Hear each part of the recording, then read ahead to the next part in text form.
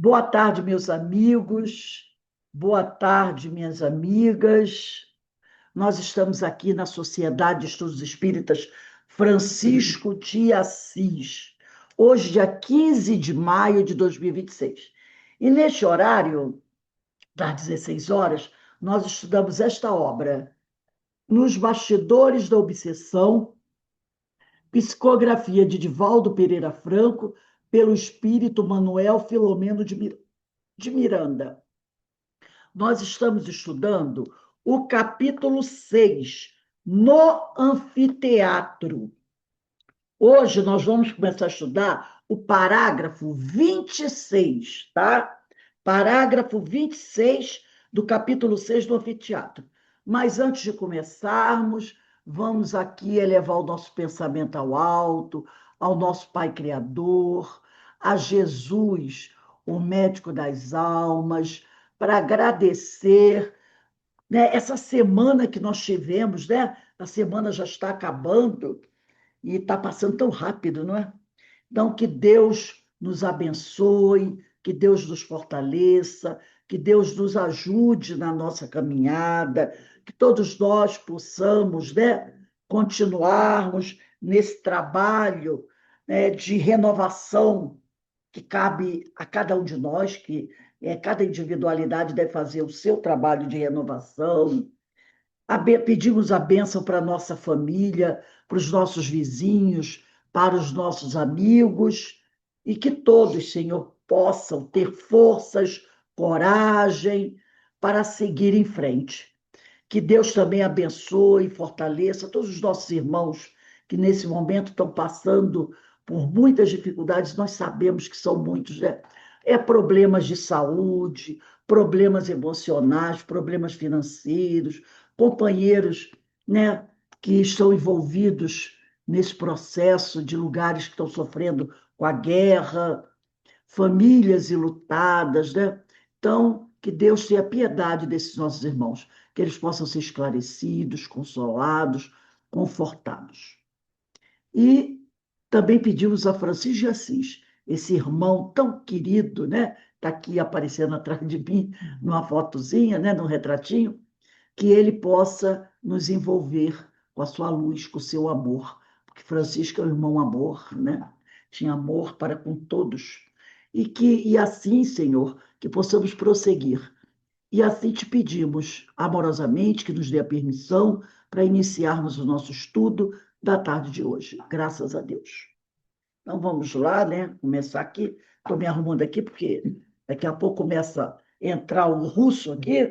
O russo é a neblina, que ela já está chegando. Daqui a pouco ela entra casa dentro, né?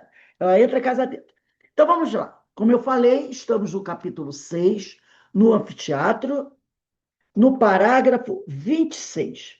Então, o Manuel Filomeno de Miranda, ele vai com a equipe espiritual visitar essa região, né?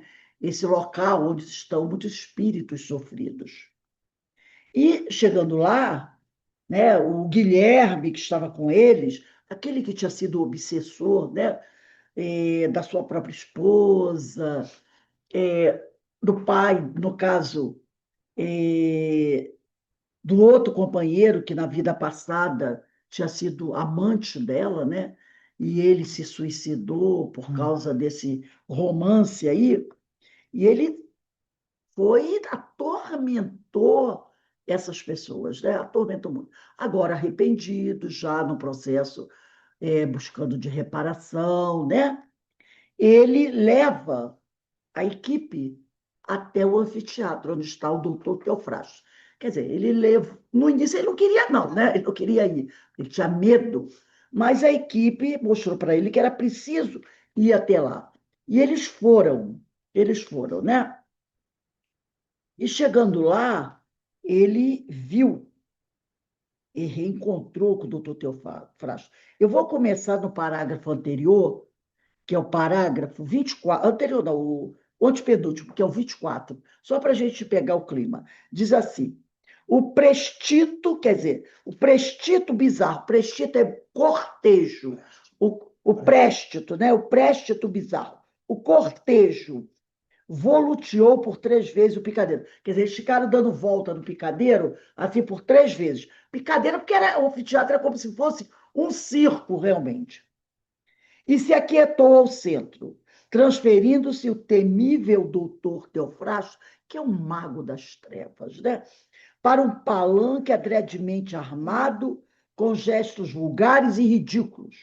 Houve um súbito silêncio de expectativa, e assim, porque uma das características desses grupos que pretendem fazer o mal, que pretendem, né, perturbar alguém, é o espetáculo. Eles gostam de fazer o espetáculo.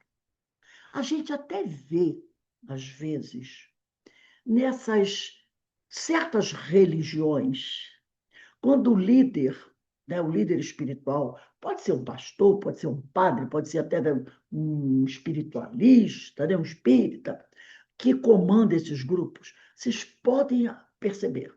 Primeira coisa, eles gritam demais. Porque através do. Tem até um que de vez em quando aparece na televisão, ele só fala gritando. Eles gritam, né? Querem impor, querem serem assim, é, impositivo, então é tudo gritando, berrando, para as pessoas ficarem, né? Eles fazem todo aquele teatro, e as pessoas ficam assim. É uma. Gente, não, percebam, são médiums. São médios. E a gente, quando estudar o livro dos médios hoje, é capaz de falar sobre isso. O item, né? Eu não me lembro bem, mas fala sobre isso. São médios que têm o dom da palavra. É um tipo de mediunidade. Eles conseguem magnetizar o público. Eles têm um magnetismo, eles sabem disso. Então, eles gritam, eles correm de um lado, correm de um lado, do outro, gesticulam. São médiums que usam a sua mediunidade para atrair as pessoas, quase hipnotizar as pessoas, levar as pessoas a fazerem, muitas vezes, o que eles querem. E, às vezes, a gente vê pessoas que fazem coisas que você diz, não é possível, que dão até a própria casa, o carro, dão os bens para essas pessoas. Elas ficam magnetizadas. São médios que usam mal essa sua mediunidade, tá? Então, ele não sabe que é médium, mas ele é um médium. Ele tem essa capacidade, né? Então, esse doutor Teofratos aqui, né? Eles quer logo um palanque para chegar, sabe? Fazer aquele espetáculo todo, que no final se torna um espetáculo dantesco. Voltando-se para a multidão, ele começou a falar através de um microfone que levava a sua voz às galerias por meio de vários projetores de som de alta potência. Agora nós vamos entrar no parágrafo 26, que é onde começa a aula de hoje. As palavras duras e impiedosas exprobravam. Exprobrar é censurar. Censuravam, aqui está, exprobravam, censuravam os que se atemorizavam, explodindo ameaças e exibindo toda a prepotência de que se supunha possuir. O silêncio era aterrador. Nenhum som, nenhuma galhofa, ninguém falava nada, ninguém fazia nenhuma brincadeirazinha. Exceto de quando em quando, alguns gritos de terror que partiam das arquibancadas. Temos hoje um caso de justiça, diz o doutor Teofrasto. Reticenciou e, para fazer-se mais temerário, apostrofou: julgaremos uma criminosa. Fez aquele anúncio, né? Uma criminosa que chegou da terra, quer dizer, desencarnou, para os nossos presídios há quase um ano. Então, ela desencarnou, está prisioneira dos presídios lá da cidadela, onde ele é Senhor Todo-Poderoso. Apareceram os que se poderiam chamar jurados, que tomaram lugar em assentos reservados, um acusador, duas testemunhas, uma de lamentável aspecto lacerado e a outra apenas uma pasta informe, perispiritual estiolada, que, mantida numa cesta nauseante, foi colocada sobre uma mesa em destaque no centro do proscênio, no centro do palco. Devia ser o irmão com aquela forma que a gente chama de... Oh, meu Deus, como se fosse uma bola de futebol. Qual é o nome que dá, gente? Pelo amor de Deus, por favor. É até a forma, assim. Ovoide. Ovoide, ovoide, ovoide, né? Então ele falou aqui, uma de lamentável aspecto lacerado, quer dizer, devia estar toda cortada, né? E outra apenas uma pasta informe, perispiritual, estiolada, que mantida numa cesta nauseante, foi colocada sobre uma mesa, em destaque no centro do proscênio, no centro do palco, né? Então devia ser um irmão na forma ovoide, né? Que é uma coisa muito triste. Algemada e atada a uma corrente, né? Olha só a situação desse espírito que estava sendo julgado. Uma jovem mulher de uns 35 anos foi trazida, acolhida, né? Foi trazida acolitada, quer dizer, presa, né? Seguir ali acorrentada por dois guardas e conduzida ao palco da triste encenação. O semblante desencarnado e a expressão de loucura deformavam-na em grande parte. Andrajosa, dizer, com as roupas todas rasgadas, imunda, quase rastejava, minada pela ausência de forças. O simulacro de julgamento era, de certo, confrangedor. A infeliz relanceou os olhos baços várias vezes, aqueles olhos, né, sem brilho, traduzindo o quanto de sofrimento lhe invadiu o ser. O acusador, impertigado e ferino, narrou: esta mulher vem da terra após uma vida de abominação. Enganando-se quanto pôde, entregou-se a toda espécie de prazeres, assistida de perto por diversos cooperadores da nossa organização, após os seus primeiros crimes. Tendo a oportunidade de fazer-se mãe, 6 vezes consecutivas, delinquiu em todas elas, evadindo-se pelo infanticídio a qualquer responsabilidade para os próprios atos. Deve ter feito vários abortos, ou então os filhos que nasceram, ela não deve ter cuidado bem e as crianças morreram. Na última vez, fez-se vítima da própria leviandade e desencarnou. Deve ter desencarnado durante o processo do aborto, né? E desencarnou após terrível e demorada hemorragia que lhe roubou toda a possibilidade de sobrevivência. Dentre os a quem ela impediu voltassem à carne, aqui estão duas vítimas suas, duas crianças, dois espíritos que seriam filhos dela e que ela não permitiu que nascessem. Em diferentes estados, um conseguiu retomar a forma anterior, mas apresenta os sinais das lâminas que lhe romperam o corpo em formação.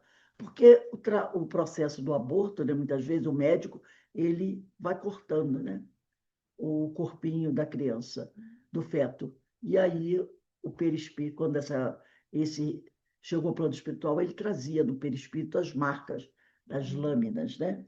O outro ainda dorme, hibernado, na forma desfigurada, graças ao despedaçamento sofrido no ato do aborto. Né? Quem conhece, quem já ouviu falar, normalmente são coisas muito desagradáveis que fazem, né, para retirar a criança. Né? Logo despertou, porém, no túmulo, alguns dias após o desenlace, no caso ela, né? Acreditando-se viva no corpo, ignorante das realidades espirituais. Um soldado nosso deu-lhe voz de prisão pelos crimes cometidos. Então, ela chegou para o plano espiritual, foi logo capturada, né? Esse espírito foi logo capturado pelos seus obsessores, né? Deixa eu só fechar aqui. Ela foi logo capturada pelos obsessores. Então, meu livro fechou, peraí, gente. Que fechou, peraí. Eu tô com o meu. Então, tá aqui, né? Ela logo foi capturada pelos espíritos obsessores. Aí diz aqui, e algemando a trouxe ao cárcere em que se tem estado até nesse momento. A sua primeira vítima, que pertencia aos nossos quadros, o primeiro filho que ela ia ter, fazia parte desse grupo de espíritos obsessores, entendeu? Desse grupo aí. Então, fazia parte desse grupo, ela ia receber o espírito com muitas dificuldades, tanto que ele fazia parte desse grupo. Então, ele disse assim, a sua primeira vítima, que pertencia aos nossos quadros, apresentou queixa há muito, o que nos levou a assisti-la por alguns anos, e agora nos reunimos para fazer justiça. Parecia, o pobre espírito assistia a tudo, quase sem se aperceber. Parecia semi-desvairado, recolhendo a muito esforço mental algumas expressões esparsas, que, no entanto, não conseguia coordenar. Os insultos e doestos, quer dizer, xingamentos, né, choviam, atirados em abundância. A testemunha fez chocante narração, várias vezes interrompida. Testemunha, quer dizer, uma das crianças, né, um dos espíritos que ela deveria ter gerado, várias vezes interrompida pelo vozerio das galerias, após o que uma vez se destacou na bulha, após o que uma voz se destacou na bulha, quer dizer, naquele barulho todo, né? Anunciando o veredicto. Culpada, gargalhadas estridentes espoucaram de todos os lados. O doutor Teofrastos ergueu-se e, depois de receber mesuras, cumprimentos dos comparsas, sentenciou: façamos com ela o que no íntimo sempre foi, uma loba. Acercou-se da sofrida entidade e, fitando-a, escarnecedor, passou a ofendê-la vilmente. A vítima não apresentou qualquer reação. Era como se a sua visão se encontrasse longe a fixar as evocações dos abortos delituosos a que se entregara nos dias de insensatez, que ficaram para trás, mas que não se consumiram, obrigando-a a ajoelhar-se enquanto lhe estrugia no dorso longo chicote sibilante, ordenou de voz estertorada: víbora infeliz, devoradora dos próprios filhos, toma a tua forma, a que já tens na mente atormentada. A tua justiça é a tua consciência. Porque onde está escrita a lei de Deus? Na nossa consciência. Está lá no Livro dos Espíritos, questão 621. Mas é lógico que Deus, que os bons espíritos, nunca fariam isso com uma pessoa. Não é verdade? Ele se aproveita disso.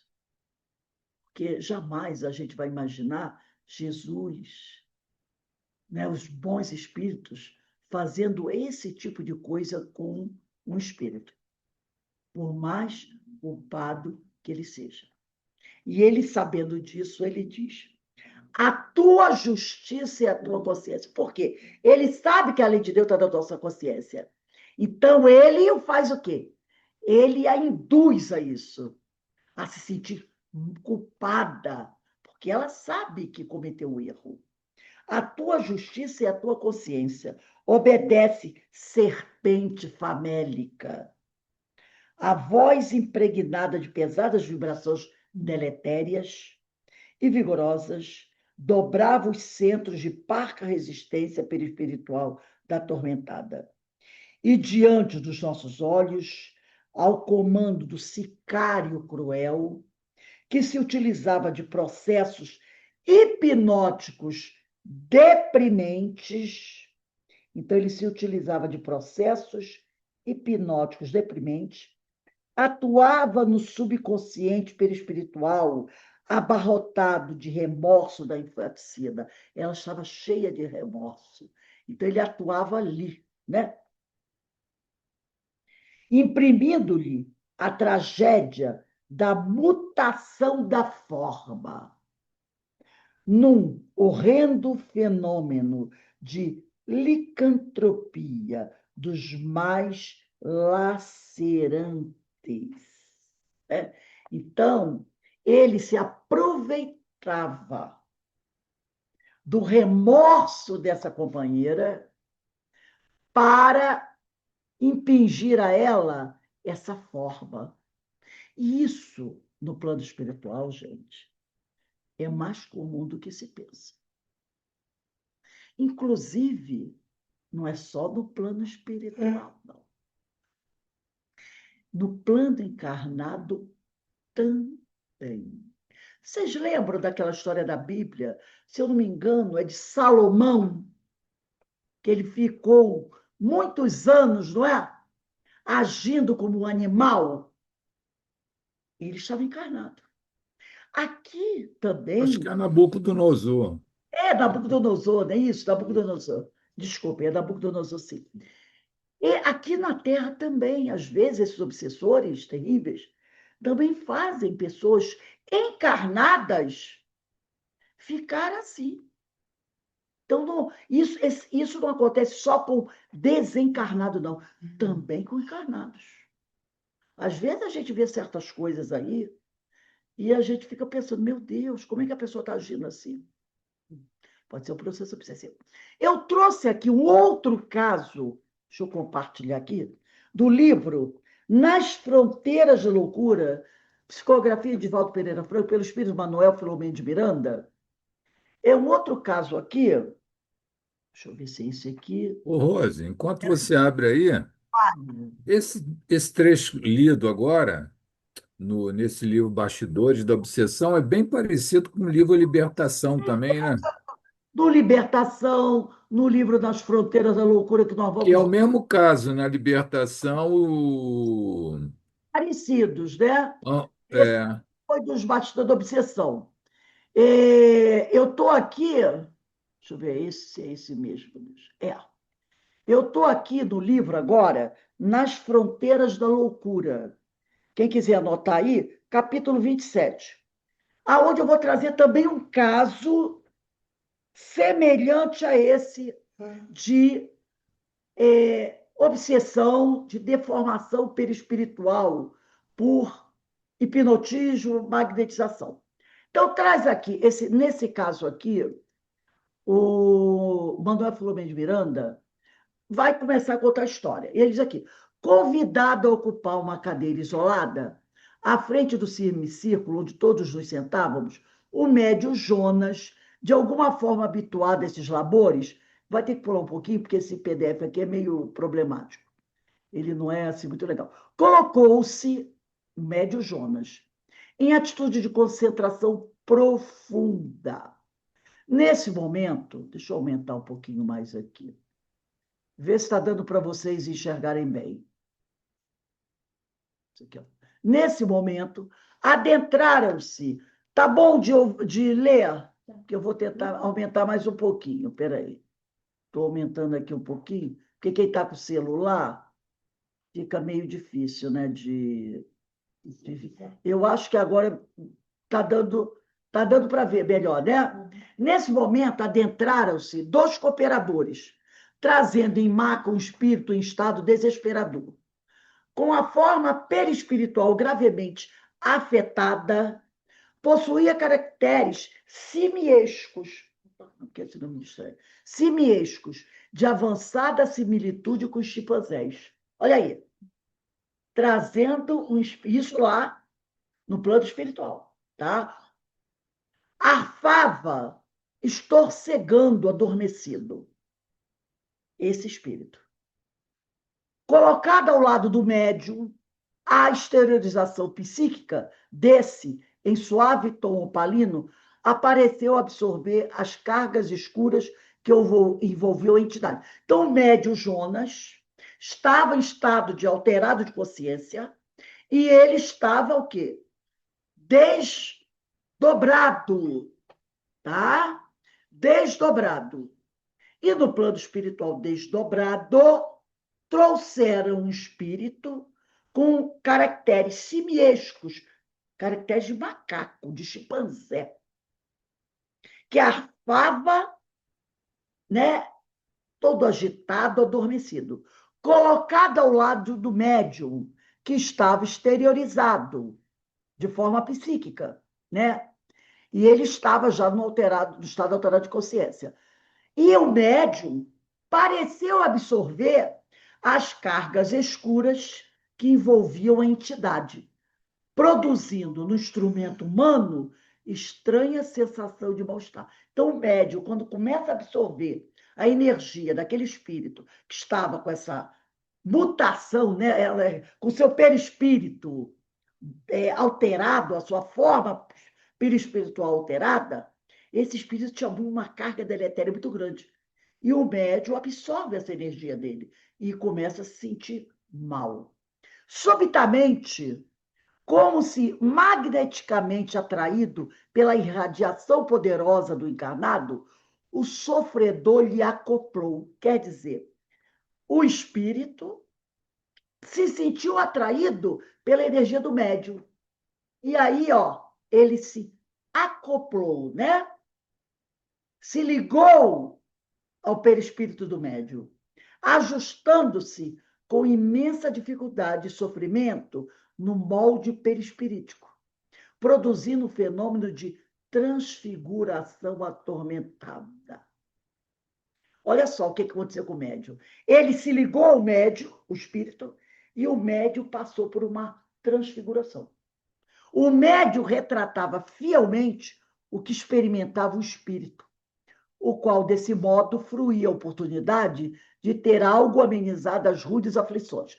No livro Reuniões Mediúnicas, do projeto Manuel Filomeno de Miranda, Reuniões Mediúnicas, sim, é dito ali que esse momento é um momento para o médium de grande valor, porque por alguns momentos ele vai aliviar o sofrimento do espírito, trazendo para ele um pouco desse sofrimento. Entendeu? Então, você, médium, absorve um pouco do sofrimento dele. E fica com você essa carga pesada. E o espírito, durante alguns momentos, vai se sentir aliviado. O médium que trabalha na reunião mediúnica, ele tem essa oportunidade da prática da caridade. Porque isso é um ato de caridade. Você traz para você, durante alguns minutos, o sofrimento daquele espírito. Aí você que fica com aquele sofrimento, com aquela dor, com aquela agonia, com aquela aflição que te causa mal-estar, às vezes um mal-estar muito violento. E durante aqueles minutos, aquele espírito se vê aliviado daquela dor. Entendeu o bem que esse médium está fazendo? Trazendo para você, trazendo para ele a dor do espírito e deixando ele um pouco aliviado. Isso é caridade, é amor em ação. Por isso que ele diz aqui, o médium retratava fielmente o que experimentava o espírito, o qual, desse modo, o espírito fruía, por alguns momentos, a oportunidade de ter algo amenizadas as rudes aflições. Entenderam? Que coisa fantástica. Não conseguia falar através do médium, embora agitadamente se sacudisse, movimentando Jonas, que era o médium encarnado que estava dando passividade para aquele espírito, que passou a apresentar os seus caracteres deformados. O médium sofre uma transfiguração. Quem olha para o médium vê aquela aparência siniesca, entendeu? E o médium começa a mostrar, e as pessoas estão percebendo que ele está numa deformação perispiritual, porque ele atraiu para ele toda a dor e sofrimento daquele espírito. A cena era constrangedora na sua exteriorização grotesca. A custo, diz Manuel Filomeno de Miranda, poderíamos identificar que a zoantropia é quando o espírito apresenta uma característica, uma deformação que lembra um animal. É a zoantropia. Agora, tem a licantropia, que aí é a forma do lobo. Tem outra que tem um outro nome, que eu não me lembro, que é a forma de um cavalo. A outra tem a forma, no caso, do macaco. A outra tem a forma de cobra. Cada forma, cada característica animal tem um nome. Tem um nome. Mas, no geral, quando apresenta uma forma animal, é zoantropia. Aqui é a zoantropia, que tem a forma de um macaco. Ele não acredita que ele traga aqui o nome, mas para cada um tipo tem um nome. O mais comum é a licantropia, que lembra o lobo, né? A custo, poderíamos identificar que a zoantropia ocorria num ser que viera de uma reencarnação masculina. Os olhos avermelhados, miúdos, moviam-se nas órbitas da organização mediúnica, e os braços alongados balançavam em movimentos desordenados. A boca larga, descomunal, numa face típica de macacos, babava, denotando estado de avançada ferocidade. Eu vou pular aqui 2 parágrafos. O mentor que se exercitara com acendrado amor no ministério de socorro aos infelizes, mais infelizes, mantinha-se calmo, agindo com segurança, de modo que a comunicação de espírito a espírito ocorresse sem danos para o trabalhador encarnado, portador de excelentes qualidades de sacrifício pessoal. Então, o médium, o Jonas, né, era um médium portador de excelentes qualidades de sacrifício pessoal. Então, ele já fazia costumeiramente, né, esses trabalhos. E o mentor estava ali, né, mantendo todo cuidado para proteger o médium, né? E para permitir que a comunicação daquele espírito sofredor acontecesse sem trazer nenhum prejuízo para o Jonas. Concluída a tarefa de fixação mediúnica do visitante com o sensitivo, que era o Jonas, este agora apresentando os traços e forma do hóspede. Quando essa fixação mediúnica se concluiu, quando eles ficaram realmente ligados, o Jonas, que é o médium, apresenta os traços simiescos do espírito. Ele está totalmente transfigurado, não nos permitindo distinguir se Jonas nele se acoplara ou se for o inverso que acontecera, porque o médium está com a forma simiesca completa. Doutor Bezerra, sinceramente, apiedado, porque doutor Bezerra estava com o Manuel Filomeno de Miranda, sinceramente apiedado falou: "Sê bem-vindo, irmão querido. O teu martírio começa a diminuir, anunciando-se próximo o seu termo, o seu fim." O espírito não pareceu entender a frase, porém registrou o pensamento do doutor Bezerra, que lhe produziu uma grande reação de angústia a exteriorizar-se em agitação e grunhidos indecifráveis. Agora a gente para aqui e pensa.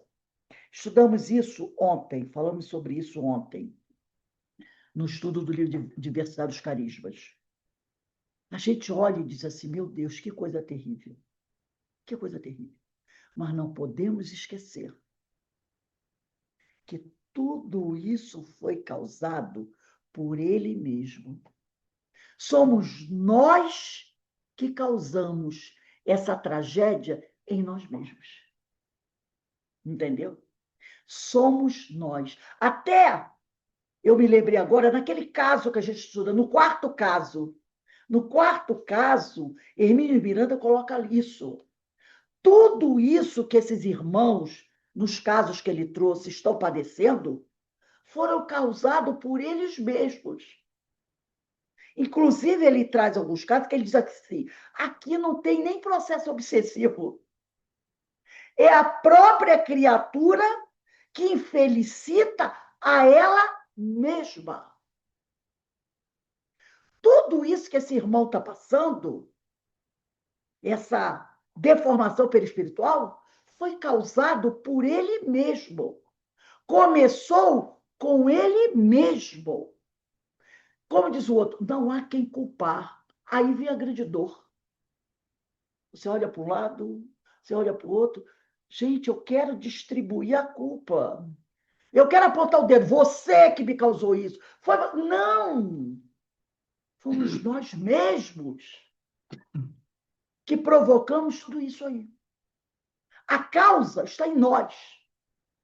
A causa está em nós. Agora, as consequências, né? A causa está em nós. Agora, as consequências. É aquela frase que o povo diz assim: você sabe como começa com uma confusão, mas não sabe como termina. Não pode imaginar como termina, né? Assim, você até sabe como o negócio começou, mas como vai terminar, você não sabe como vai terminar. Então, eles aqui, doutor Bezerra diz para ele, né? Os longos anos de sofrimento, continuou o abnegado médico das almas, é o médico dos pobres, né, doutor Bezerra de Menezes, cessam e ressurges como o dia em triunfo após a noite dessa. Gente, ele diz, os longos anos de sofrimento.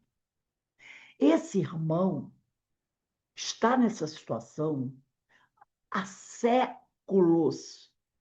Por isso ele fala os longos anos de sofrimento. Isso não é coisa de uma semana, não, gente. São séculos. Então ele está dizendo, agora vai cessar, depois de longos anos, esse seu sofrimento. E ressurges como o dia em triunfo após a noite dessa, né? Porque depois de uma noite de muitas tempestades, sempre vem um dia. Mas às vezes essa noite pode se tornar muito longa, fortemente vinculado às reações mentais da entidade que perderam a faculdade da palavra. O benfeitor prosseguiu, como num diálogo de que ouvimos apenas a sua voz, porque a entidade não falava, né? Então ouviam apenas a voz do Dr. Bezerra, enquanto acompanhávamos as reações do ser agoniado. O amor de Deus não cessa nunca. Vê bem, por mais dolorosa seja a nossa situação, a misericórdia nos alcança, mesmo quando nos arrojamos aos abismos do ódio irracional. Está aí a razão. A razão dele estar nessa situação. Ele, essa entidade, esse espírito sofrido, se perdeu aonde? Pelo ódio irracional. Então, o doutor Bezerra disse, você se arrojou aos abismos do ódio irracional. Olha o que o ódio pode fazer. Como? Lembra da família Moab? Lá do drama da obsessão? O Timóteo, o Rubem, o Saulo e o Joel? Aí ele diz assim, como aconteceu contigo? Como aconteceu contigo? Agora eu vou para o PDF 416. Vou dar um saltinho aqui. Dá um saltinho aqui. Deixa eu descer um pouquinho aqui. Ah, não, tem que subir, subir, subir. É porque esse PDF aqui é todo esquisitinho. Opa, vou pular aqui para o outro. Deve ser esse aqui, é porque eu esqueci de botar. Ferindo o Código de Ética do Amor Universal, inverte a orientação de avanço, afundando nos fossos do primarismo. Ah, seria aqui que eu esqueci de marcar. Não recalcitres, portanto, diante do aguilhão da felicidade, que ora dói, porque te contraria os interesses exteriores para abençoar-te depois. Deixa eu ver o que ele vai colocar aqui. A entidade, porém, desprendia lampejos de cólera pelos olhos avermelhados. Então ele falou, não recalcitres, quer dizer, não volte a cometer as mesmas insanidades. Porque às vezes acontece isso. A pessoa recebe toda a ajuda. Aí parece que está tudo bem, né? Estou tudo bem. Aí continua a vida dela. Daqui a pouco, ela recalcitra de novo. Quantas vezes isso já aconteceu? Então, o doutor Bezerra aqui, no 416, que eu esqueci ele diz aqui, essa mensagem aqui que ele dá é para todos nós. Não recalcitres, portanto, diante do aguilhão da felicidade, que ora dói. Quer dizer, o processo educativo que a gente vai receber é o início da busca da felicidade, porque a gente tem que passar por isso. No momento está doendo, mas isso vai te levar à felicidade, à cura. Mas ele diz assim: cuidado, você começou esse processo educativo, não recalcitres, porque te contraria os interesses inferiores para abençoar-te depois. Não recalcitres, tá? Porque a dor, porque ele diz aqui, ó, diante do aguilhão da felicidade, que ora dói, porque te contraria os interesses inferiores. No momento, o processo educativo contraria os teus interesses inferiores. Mas depois você vai recolher os benefícios disso. Então ele diz: não recalcitres, não se rebele, né? Não grite contra a dor que você está passando. Aí depois ele diz aqui: há um sinal quase imperceptível do doutor Bezerra. Os auxiliares que trouxeram o sofredor aproximaram-se de Ricardo, que se aturdia. O nome desse paciente, né, é do Ricardo, que se aturdia inquieto, e postaram-se às suas costas vigilantes. Não me encontro aqui, bradou este, para ouvir ladainhas, olha só, e arengas de consolações. Porque eu dei um salto na história, né? Ele já recebeu tratamento, agora já está começando a falar, mas aí ele está se rebelando, tá? O problema dos outros é deles, o meu é o que me interessa. Vou me retirar. Porque ele agora já está conseguindo falar. O doutor Bezerra conversou com ele, falou para ele que ele precisa melhorar, né, que ele precisa perdoar, mas ele não quer saber disso. O comunicante foi atingido por aquela voz, ou pela sua vibração. Ergueu o médium e passou o olhar furibundo até encontrar aquele que falava. Mas se lhe modificou o aspecto, fazendo Jonas dobrar-se para a frente e mover-se, embora sem sair do lugar. Saltava desconcertadamente e levantava os braços num tormento indescritível. Vimos agora o perfeito fenômeno de transfiguração tormentosa.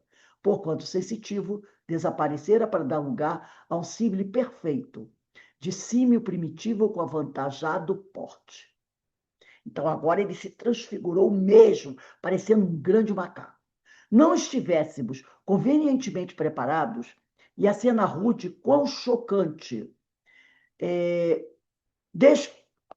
proporcionaria, deixa eu ver aqui, pavor, se não repulsa.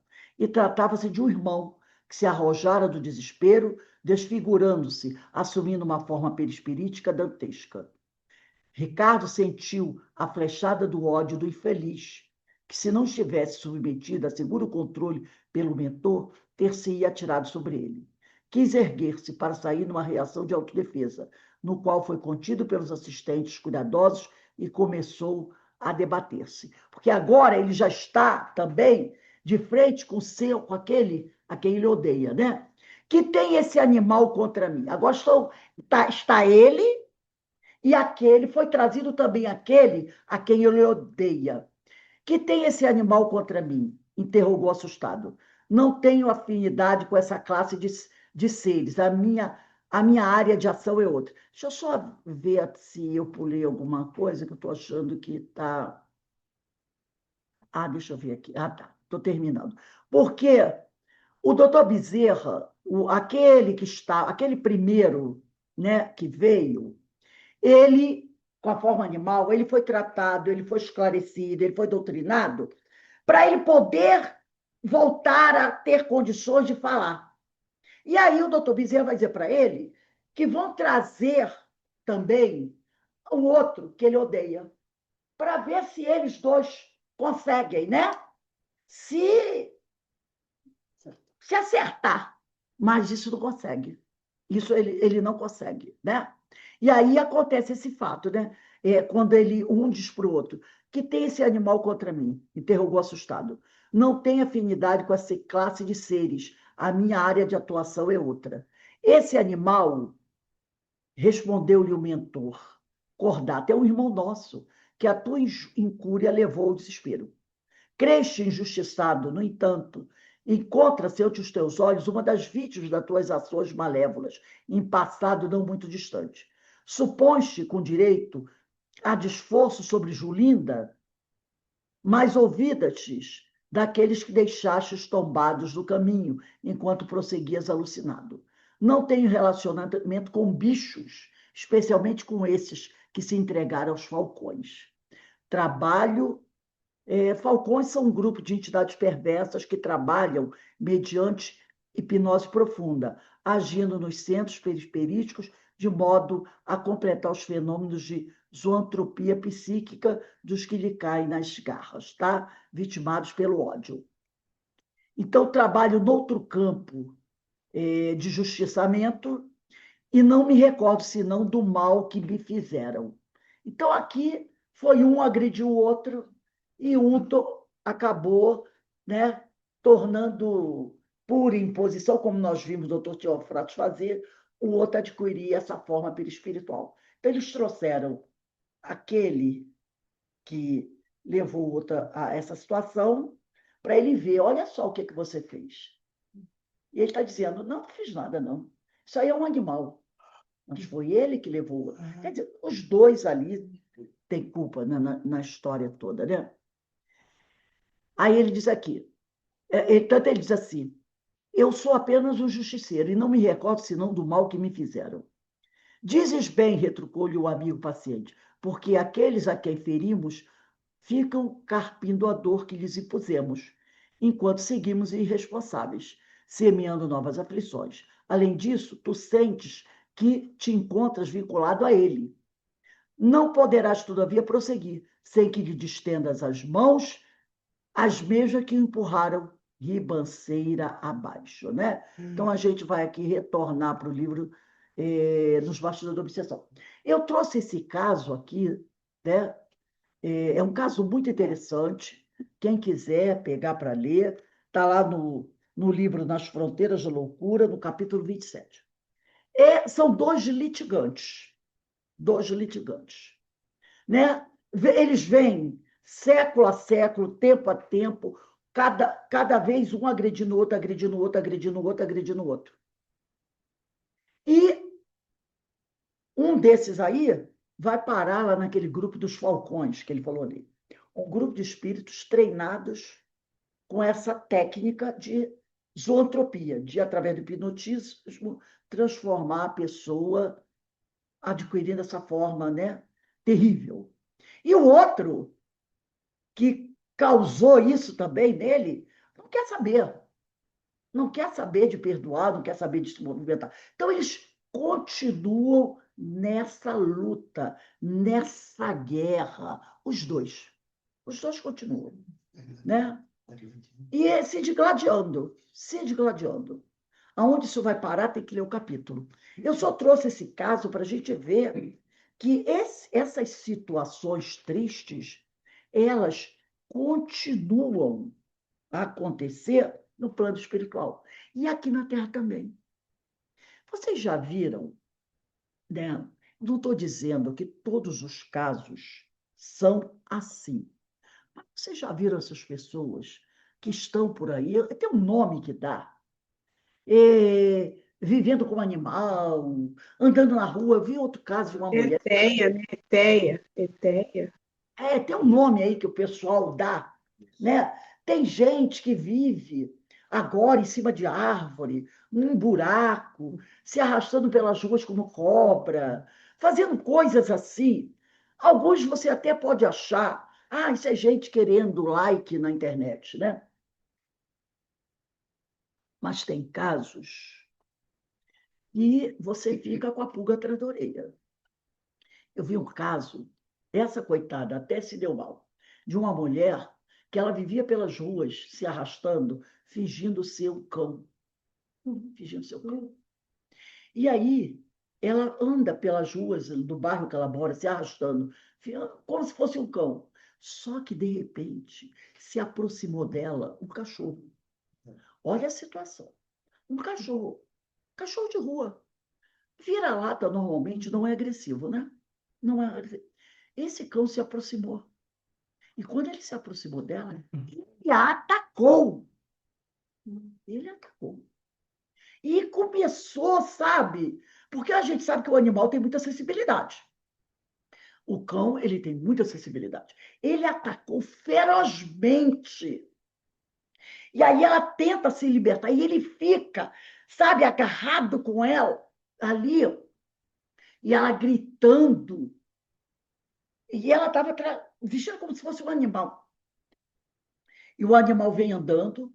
Quando ele chega perto dela, ele deve ter percebido ou sentido alguma coisa. Ele pula e agarra e começa, sabe, do pescoço dela. Gente, uma coisa horrível, horrível, horrível. Sabe? Então, eu acredito, né, que tem pessoas encarnadas que estão sofrendo processos obsessivos desse jeito, desse tipo, que estão sofrendo, né? E aí a gente sabe, meu Deus, por que isso? A gente não Ô, sabe. Rose, tem essas pessoas que se tatuam, né, como animais. Aquelas deformações terríveis, Sim, né? sim. Que a pessoa quer. Tem uma que ela era muito bonita, mas ela queria parecer uma leoa. E ela encontrou um médico que deve ser tão louco como ela, e que ela dá dinheiro, ele fez, ela parece um animal. E agora ela diz assim: agora eu estou bela, agora eu estou feliz, porque eu sou isso. São pessoas que se olham no espelho e não se identificam com a aparência que tem. Então ela quer ter a aparência de um animal, a aparência dessas figuras mitológicas, né? Como Lúcifer, diabo. A pessoa faz, a pessoa corta a língua, a pessoa arranca o nariz, tira o nariz, tira todos os dentes. Tem uma que arrancou os lábios, arrancou o nariz, arrancou as orelhas, botou chifres. E quando ela olha e sorri, ela diz: eu sou isso, agora estou feliz. Essa é minha aparência. É claro que isso é um processo obsessivo. Não. Entendeu? Porque ela se vê assim.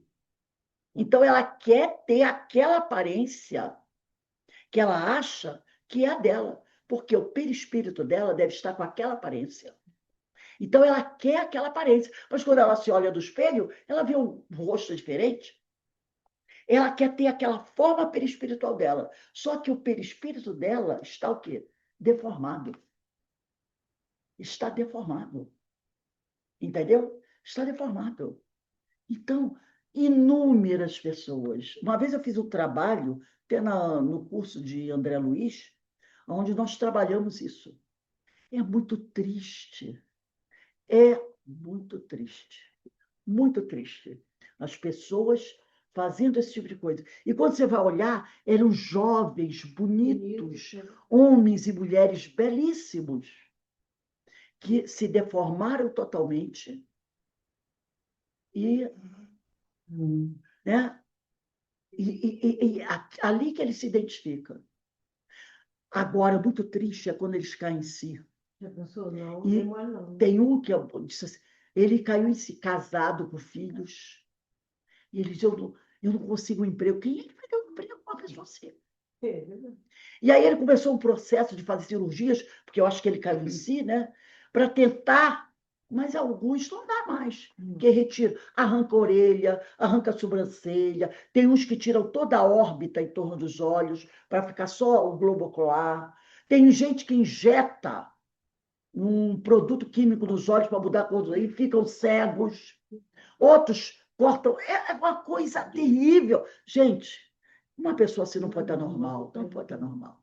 Não pode estar normal. Mas é isso, gente. Então, se tem no plano espiritual esses irmãos nessa situação, tem aqui também. E a gente percebe e a gente vê. Essas pessoas não estão dentro do seu equilíbrio. Não estão. Vamos voltar aqui no bastidor da obsessão para a gente terminar esses 2 parágrafos. E ele diz aqui, choros depois, né? Eu vou ler só um pedacinho aqui, né? Quando ele falou aqui, a voz impregnada de pesadas vibrações deletérias, vigorosas, dobrava os centros de parca resistência perispiritual da atormentada. Diante dos nossos olhos, ao comando do sicário cruel que se utilizava de processos hipnóticos deprimentes, atuava no subconsciente perispiritual abarrotado do remorso da infanticida, imprimindo-lhe a tragédia da mutação da forma no horrendo fenômeno de licantropia dos mais lacerantes. Aí eu trouxe aquele outro caso, né, de zoantropia, que foi do rapaz que tinha aparência de macaco, né? Aí continua aqui. Choros convulsivos e gritos irromperam simultâneos das arquibancadas. A altercação foi geral. Repentinamente escutaram-se sirenes de alarme e a perturbação se fez total. Saturnino, a minha voz, buscou acalmar-nos, aduzindo explicações.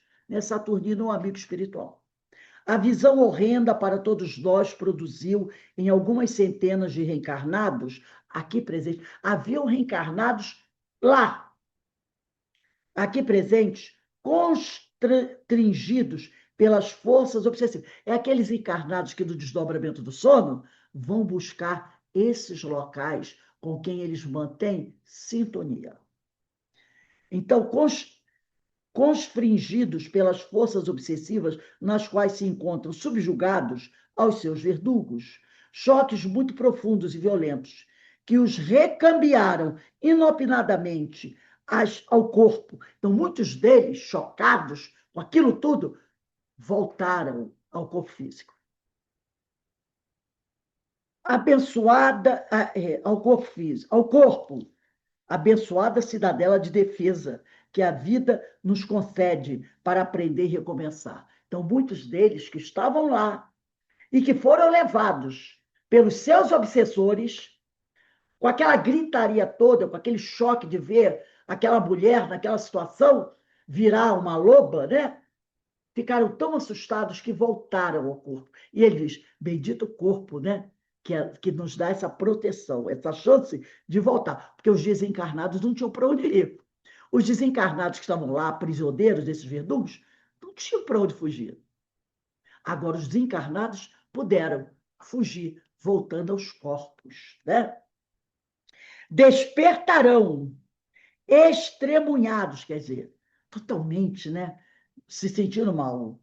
Esses espíritos, mesmo os que conservam a demência nos registros da consciência, retornando de estranhos e terríveis pesadelos, banhados por álgidos suores, amedrontados, chorosos, desesperados. E ele disse aqui uma coisa muito interessante. Ele disse que todos os encarnados que foram levados para lá, prisioneiros seus verdugos, que foram obrigados a participar daquela cerimônia e que, com aquela situação toda, conseguiram se libertar dos verdugos e voltar ao corpo físico, vão despertar se sentindo, né, com um mal-estar muito grande. Mas ele disse uma coisa aqui, olha só. Despertarão estremunhados, quer dizer, se sentindo mal. Esses espíritos. Mas olha o que ele diz aqui.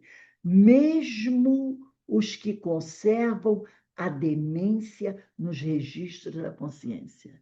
Quer dizer que muitos desses encarnados que foram levados para lá, no desdobramento do sono, são pessoas que estão encarnadas, mas são portadoras de deficiências mentais. Percebeu? Então, há muitos irmãos nossos portadores de paralisia cerebral, de autismo, de qualquer tipo de deficiência, né, mental, né, que estão aqui encarnados, mas que sofrem processos obsessivos graves. São aqueles casos, lembra que nós estudamos um livro dos espíritos? Quando eu disse assim, os espíritos não são reducionistas. Eles dizem, pergunta, o Kardec perguntava assim para ele, deixa eu pegar aqui o livro dos espíritos, foi um dos últimos estudos que nós fizemos, quando Kardec, ele pergunta, mais ou menos, deixa eu ver aqui, né? Se eu não me engano, foi na questão 851, né? Quando ele falou mais ou menos assim, se alguns espíritos que nascem com algum tipo, não vou lembrar agora, mas eu lembro o assunto, que alguns espíritos que nascem com deficiências, se essas deficiências são causadas por problemas que eles tiveram em outra vida, como, por exemplo, o suicídio. O suicídio, né? Foi até uma questão 900 e pouco que nós fomos ver, onde falava do suicídio. E os espíritos falaram que muitas vezes alguns irmãos que se suicidaram, né? Por exemplo, com tiro na cabeça, essas coisas assim, se jogaram debaixo de um trem. Se esses irmãos vão reencarnar com graves deficiências mentais. E eles disseram, e aí foi quando eu falei para não ser reducionista, que alguns deles, sim, poderão reencarnar com graves deficiências, dependendo do tipo do suicídio que ele teve. Mas ele falou, não são todos, mas alguns sim. Foi aí que eu falei, não vamos ser reducionistas, não vamos generalizar. Alguns sim. Então ele falou aqui o seguinte, que alguns irmãos nossos que estão encarnados, que podem ter deficiências mentais, estão, apesar de deficientes, sofrendo processo obsessivo. Entendeu? Que a pessoa é deficiente, tem um autismo, uma esquizofrenia, uma bipolaridade, qualquer tipo, paralisia cerebral, mas que ela pode, mesmo sendo deficiente, sofrer um processo obsessivo. Por isso que ele falou aqui. Uma canetinha de marcar texto aqui. Isso aqui é muito importante que ele falou. Ele disse aqui. Despertarão estremunhados esses espíritos, mesmo os que se conservam, os que conservam a demência, que naquela época eles usavam esses termos assim, né? Mesmo os que conservam a demência nos registros da consciência, retornando de estranhos e terríveis pesadelos, banhados por álgidos suores, amedrontados, chorosos e desesperados. Então, tem aqueles que estão encarnados, que não têm deficiência, mas que estão sempre procurando sintonizar com o mal. Esses, no desdobramento do sono, serão atraídos pelos seus simpatizantes, que vão se tornar seus verdugos. E há os com deficiência mental, que reencarnar com deficiência mental por algo que fizeram no passado, suicídio, outras coisas mais, usaram mal sua inteligência, mas que, mesmo encarnados com deficiência, ainda sofrem processo obsessivo. É o deficiente mental que ainda sofre processo obsessivo. E esse, quando se desdobra, o cérebro está com lesão, né? O cérebro está com lesão. O espírito não tem deficiência mental. O cérebro está com lesão, o corpo fica lá. Mas o espírito é levado pelos seus verdugos para lá. Entendeu? Por isso que ele falou isso. Despertarão todos os encarnados que estiveram lá e foram levados pelos seus verdugos, extremunhados, quer dizer, se sentiram mal. Esses espíritos, mesmo os que conservam a demência nos registros da consciência, retornando de estranhos e terríveis pesadelos, banhados por álgidos suores, amedrontados, chorosos e desesperados. Então, gente, olha que coisa terrível. Porque o pessoal pensa, não, ele é deficiente, não tem processo obsessivo. Ele pode estar deficiente e sofrer terrível processo obsessivo. Olha que coisa terrível. Então, é muito importante isso aqui que o doutor Bezerra falou. Pode falar, Alberto. Eu me lembrei, né, nesses casos aí, aqui no Maria de Lourdes, né, de irmãos paralisados com demência, com mil coisas, e muitas vezes você vê, né, esse estudo todo permite a gente tirar para a gente, né, o entendimento como é perigoso, como é indevido você se desviar das leis de Deus, da lei do amor, né, buscar a vingança, a corrupção. Hoje você vê tanta coisa aí acontecendo. Muitos vão cair nisso tudo que a gente está estudando. Sim, sim, sim. Cultivar o ódio, né? E tem gente que pensa assim, isso só acontece com o espírito muito mal. Não! Pode acontecer com qualquer um de nós. Não é só, isso só acontece com o espírito das trevas. Não! Isso acontece com qualquer um de nós. Basta você cultivar esses sentimentos, contrários à lei divina, contrários à lei do amor. Cultiva para ver o que vai acontecer. Vai cair numa dessa. Vai cair numa. Porque tem o transgressor, muito transgressor, mas a pequena transgressão tem consequências também, né? Claro que. E o ódio não é uma pequena transgressão, né? O ódio é uma grande transgressão. Você odiar o Não, seu. eu digo assim, um matador em série, esse é um grande transgressor. O ódio é um fato que você vai ter consequências seríssimas. Mas imagina aquele que é um matador em série, mata por aluguel, coisas desse tipo que a gente vê por aí. Esse vai ter que dar conta, mas é uma transgressão tão grande que esse vai passar por essas coisas. E aquele também que odeia muito alguém e não perdoa nunca, e fica sempre ali, ó. Isso, tá, é, Sempre desejando mal, desejando mal, desejando mal. Nunca matou ninguém, mas está ali, ó, desejando mal, eu odeio, eu não perdoo. Não preciso atirar em ninguém. Ele mesmo já, entendeu? é. Atraindo para si esse sofrimento. Gente, semana que vem, nós vamos começar aqui no. Anota aí, parágrafo 56. Parágrafo 56. Diz assim: e desejando esclarecer-nos quais sábias lições, né? Parágrafo 56, 22 de maio de 2026. Gente, vamos encerrando aqui o nosso estudo, né?